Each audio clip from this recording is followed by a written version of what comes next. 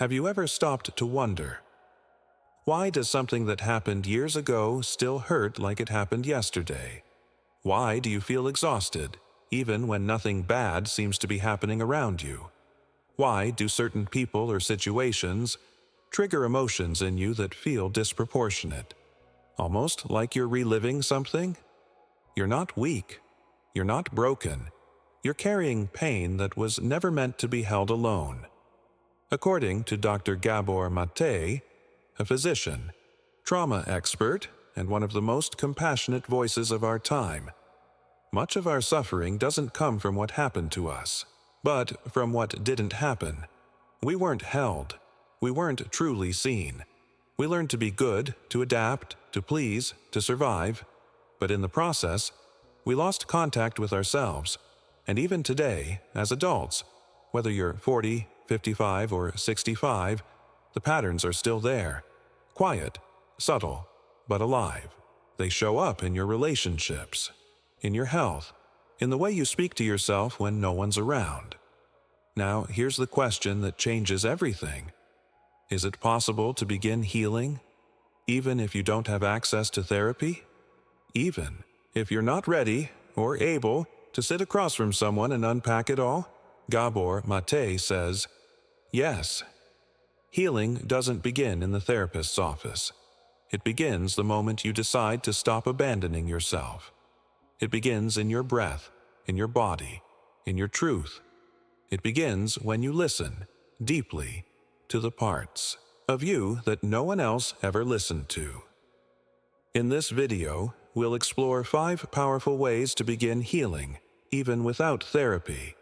And by the end, you might discover that the healer you've been waiting for is you. Let's begin. We often think trauma is about the event, the abuse, the loss, the accident, the yelling, the neglect. But Gabor Maté brings a deeper, almost radical understanding. Trauma is not what happens to you. Trauma is what happens inside you as a result of what happened. 2 children can grow up in the same household, under the same roof, with the same parents, and have entirely different emotional wounds. Why? Because trauma isn't about the facts. It's about how alone you felt in your pain. It's about the moment you needed someone to hold you, and they looked away. It's about feeling terrified, ashamed, or overwhelmed, and having no one to help you make sense of it. So your nervous system did the only thing it could. It shut down, numbed out, or turned inwards. And the hardest part? You carried on. You kept going. You smiled. You adapted. You grew up. But the child inside you never stopped waiting for safety, waiting to be seen, waiting for someone to say, "You didn't deserve that. You make sense. You don't have to carry this alone anymore." If no one ever said that to you, say it now, because awareness is the first act of healing. Noticing where your pain lives, recognizing the patterns, realizing that what you've called overreacting might just be unfinished grief. That what you thought was just how I am might actually be how you survived. This chapter is not about blaming. It's not about digging through old wounds just to feel bad again. It's about reclaiming your story with truth and compassion. Ask yourself, what was I forced to hide in order to be loved? What did I need to hear that no one ever said? Where did I learn to turn against myself just to keep the peace? These questions are not easy, but they're sacred. They mark the beginning of a new path, one where your pain is no longer invisible, and you are no longer alone with it. You don't need a diagnosis to begin healing. You don't need permission. All you need is the courage to say, "Something in me still hurts, and I'm ready to listen." There are things inside you that you've pushed away for decades. Emotions you buried so deeply, they no longer speak in words. They speak in symptoms: anxiety, fatigue, tightness in your chest, a vague sadness that appears in the quiet moments. But what if those symptoms aren't problems to be fixed, but messages to be heard? According to Gabor Maté, the body keeps score, not just of pain, but of every time we silenced ourselves to survive. And healing begins the moment we turn toward those silenced parts and say, "I'm listening now." You don't need to fix everything. You don't need to understand every detail of your past. You simply need to create space. Space to feel what was never allowed to exist. How? Start with stillness, even 5 minutes a day. No distractions, no performing, just sit, breathe, and let your inner world come up without judgment. You might feel resistance. That's okay. You've spent a lifetime avoiding this. Of course it feels unfamiliar, but here's the truth. The parts of you that hurt the most are the ones that most need your attention. That tightness in your throat? Maybe it's a voice that was never heard. That tension in your belly. Maybe it's fear that was never named. That heavy heart? Maybe it's grief that had no place to go. Instead of numbing it, what if you just stayed? What if you whispered to that pain, "I'm not going to leave you this time. I know you're here for a reason. I want to know your story." This isn't about reliving trauma. It's about reclaiming relationship with yourself. Because here's the paradox of healing. The more we try to suppress what hurts, the louder it becomes. But when we finally allow it, when we give it a voice, it softens. You may cry. You may feel rage. You may feel nothing at all at first. That's okay. There's no right way to feel. There's only your way. And you are allowed to feel what you feel. Remember, pain that is not transformed is transmitted, often onto the people we love, or back onto ourselves. But when we listen, really listen, that pain begins to move, it begins to speak, and eventually, it begins to heal. So today, ask yourself, what have I not allowed myself to feel? And can I sit with it, just for a little while, without needing to change it? That simple act of presence is one of the most powerful therapies you can offer yourself. There's a version of you that learned early on. If I'm good, quiet, helpful, agreeable, maybe they'll love me. If I suppress my needs, maybe I'll belong. If I never get angry, maybe I'll stay safe. And so, like many of us, you became the nice one, polite, pleasant, accommodating. But underneath that niceness, something began to die. Your truth, your voice, your boundaries, yourself. Gabor Maté speaks often about this deep internal split, the fracture between our authentic self and the adaptive self we had to create to survive. This false self isn't fake. It was necessary. But if we stay trapped in it, we live a life that looks good on the outside and feels empty on the inside. You smile when you want to scream. You say yes when everything in you wants to say no. You help others and betray yourself in the process. And eventually, your body begins to protest headaches, autoimmune flares, chronic fatigue, depression. These aren't flaws, they're signals. Your nervous system is tired of pretending. The good news? You can begin, gently, slowly, to break the pact with that false self. Not with anger or rebellion, but with love. With truth. Start by noticing. Where in your life are you performing instead of showing up as yourself? When do you shrink or smile just to avoid conflict? Where do you feel resentment? And what is it trying to tell you? These questions aren't about blaming yourself. They're about returning to yourself. And yes, it can be terrifying. Because for many of us, being nice wasn't a choice, it was survival. But you're not that powerless child anymore. You're not trapped in that home or relationship or dynamic. Today, you get to ask, what would it mean to choose authenticity over approval? It might look like saying no without guilt, taking space without apology, disappointing others to remain honest with yourself, admitting that you're tired of carrying everyone else's emotions. This is not selfish. This is self-honoring. And it's not easy, especially if your entire identity was built around being liked. But here's the truth. You were not born to be digestible. You were born to be whole. And wholeness includes your anger, your grief, your needs, your edges.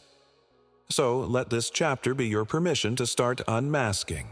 Not all at once, not with force, but with care. You don't have to destroy the false self. You just have to stop believing that it's the only way to be loved. Because love that requires you to disappear is not love. It's a performance. And your healing begins when you finally stop performing. Your body has never forgotten. Not the fear, not the tension, not the moment you held your breath to avoid being seen, or hurt, or rejected. Even now, decades later, you may feel disconnected from your own physical presence. You live in your head. You overthink, overanalyze, stay busy, not because you're flawed, but because at some point being in your body didn't feel safe. Gabor Maté reminds us, the body is not the enemy. It's the mirror. It reflects everything we suppress. It holds our pain, but also our wisdom. So, if you want to begin healing, even without therapy, one of the most powerful ways is this. Come home to your body. Not to control it, not to fix it, not to shame it into health or perfection, but to listen to it, to honor what it's been holding for you all these years. Start small. Put a hand on your chest or belly. Breathe. Feel the ground under your feet. Notice any sensations. Warmth, tension, numbness. Don't analyze. Don't judge. Just notice. This is not about becoming spiritual or doing some perfect somatic ritual. It's about rebuilding trust with your own flesh and bones. Because here's the secret. Many of us abandoned our bodies long before we realized it. We left during moments of fear or trauma. We disconnected during painful relationships. We associated our physicality with shame, control, illness, or rejection. And now, your body might feel foreign, even threatening. But healing begins when you no longer treat your body like a problem, and instead, treat it like a partner. Try gentle movement, walking without headphones, stretching with awareness, breathing with intention. You don't need to do yoga or become an athlete. You just need to return, slowly, tenderly, to this sacred vessel that has carried you through every storm. And when emotions arise, as they often do during reconnection, stay with them. Don't escape. Your body is finally speaking. Let it.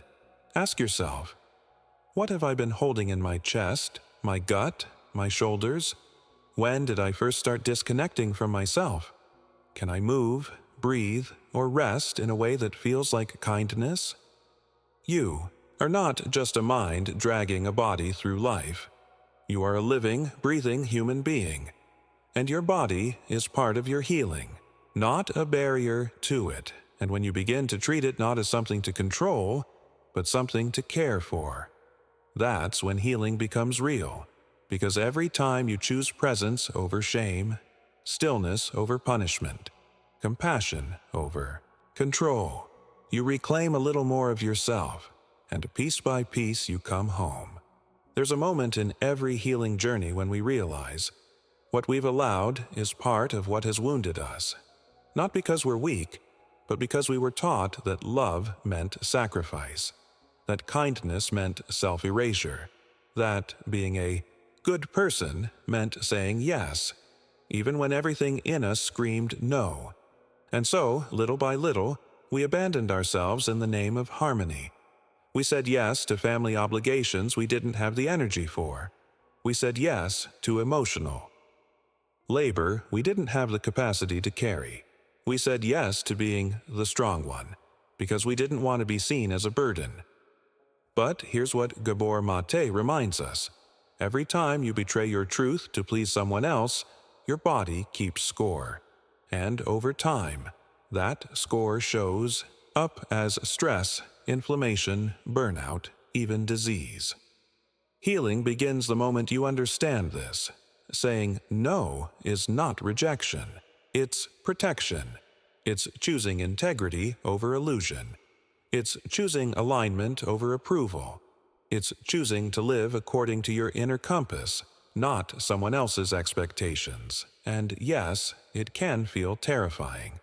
Because when we grew up in environments where boundaries were punished or ignored, even the smallest no can feel like a threat to our survival. But you're not in that environment anymore. You are not that child anymore. Today, every time you say no with honesty, you say yes to your nervous system. You say yes to rest. You say yes to truth. You say yes to life. So, how do you start, especially if this feels impossible? Start with one moment. One situation where your body tenses up and your instinct is to say yes just to avoid discomfort. Pause. Breathe. Ask, is this aligned with what I truly want or need? Am I saying yes out of love or out of fear? If the answer comes from fear, try something new, even if your no is a soft one, even if it comes with trembling hands and a racing heart. That no is a sacred boundary. It is your soul refusing to abandon itself one more time. And no, not everyone will like it. Some people are invested in the version of you that always says yes. Let them be uncomfortable. Let them adjust. Because the people who truly care about you will adapt. And the people who don't, maybe they were never really seeing you anyway. Just the version of you they found convenient. Saying no is not harsh.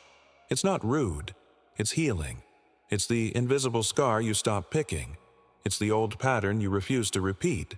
It's the grown adult inside you whispering, "We don't have to do this anymore." And in that whisper, something powerful is born. Self-trust.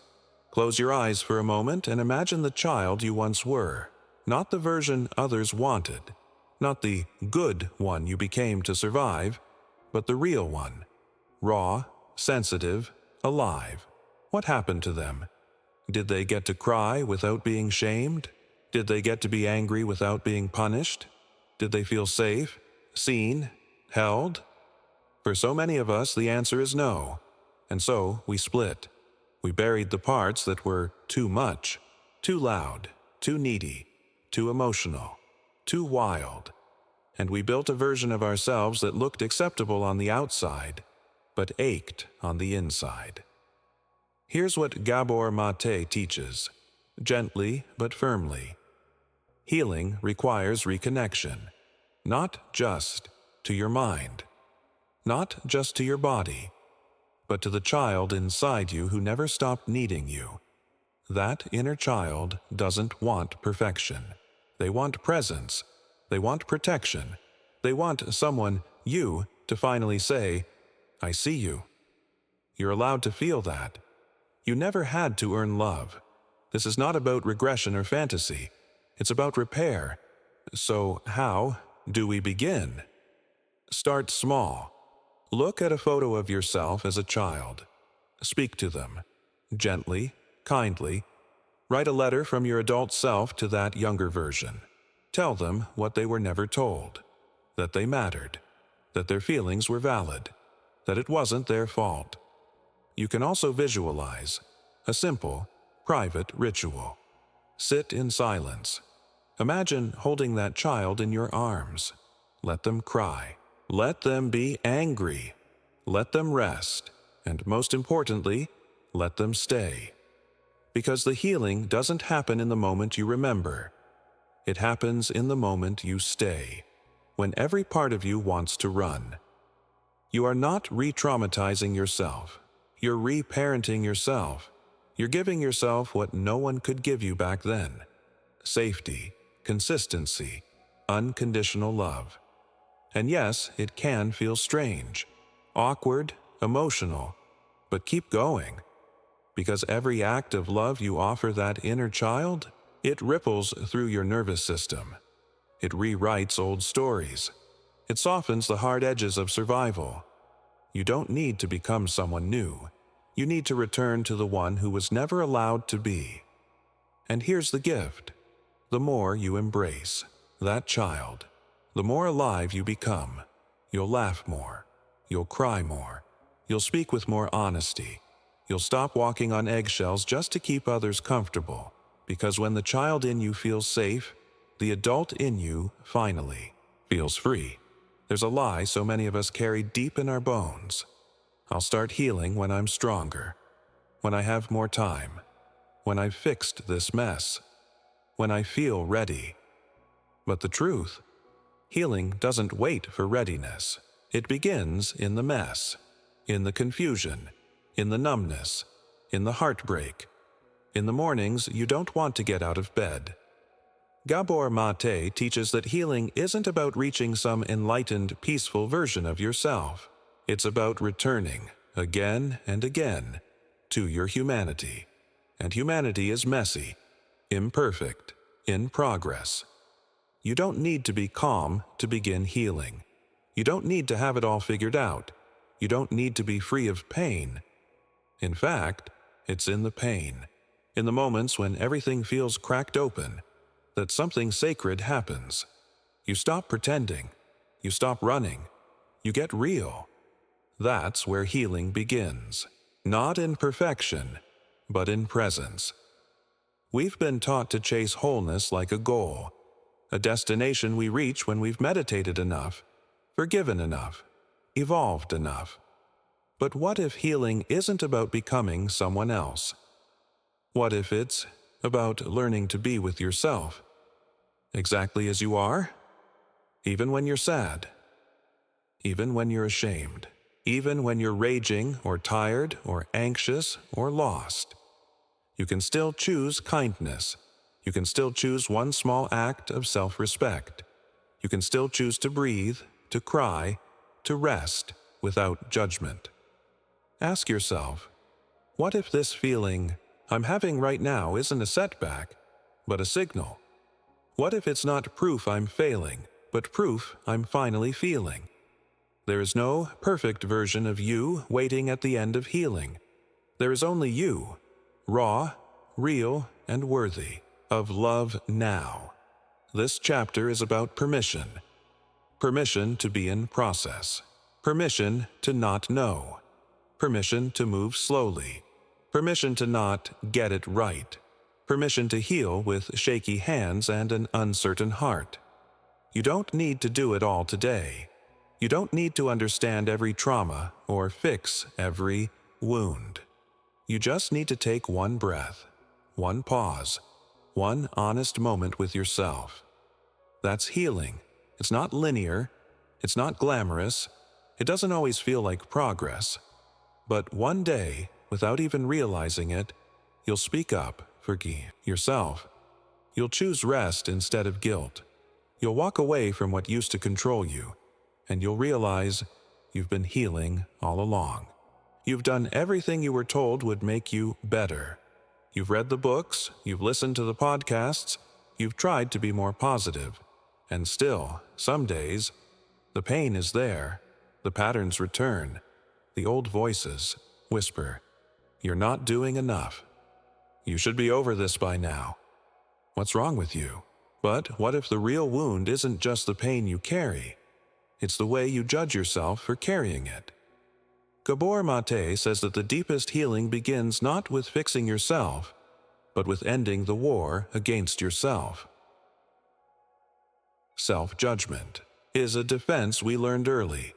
We thought, if I criticize myself first, maybe others won't hurt me. If I keep myself small, maybe I'll be safe. If I hold myself to impossible standards, maybe I'll finally be loved. But what we needed was not more pressure. We needed presence. What we needed was not to be corrected, but to be cared for. So ask yourself gently, who taught you to be hard on yourself? Whose voice is it that echoes in your mind when you fail? What if that voice isn't you, but someone you had to please or fear? Self-judgment is learned, and anything learned can be unlearned. This doesn't mean becoming passive or avoiding growth. It means realizing that shame has never healed anyone. It means choosing compassion as a practice, not a reward. Start noticing the voice inside you. When it says, "You're too sensitive," answer with, "I feel deeply, and that's a strength." When it says, "You're behind in life," answer with, "I've survived things no one even sees." When it says, "You'll never heal," answer with, "I already am, just by being here." Because here's the truth most people miss. The energy you use to judge yourself is the energy you could be using to care for yourself. What if, today, you dropped the idea of being better, and instead chose to be kind? Not in some distant future, not when you've reached a milestone, but now, in the exact place you feel broken. Speak to yourself like someone you love. Offer the same tenderness you'd give to a child who's hurting. Look in the mirror and say, "I may not be where I want to be, but I'm not abandoning myself anymore." Healing is not a punishment you have to earn your way out of. It's an invitation to soften, to listen, to live. And the moment you stop judging your wounds, they begin to breathe. They begin to release. They begin to close. Not because you forced them, but because you finally stopped forcing yourself. That's where healing begins. That's where your life begins again.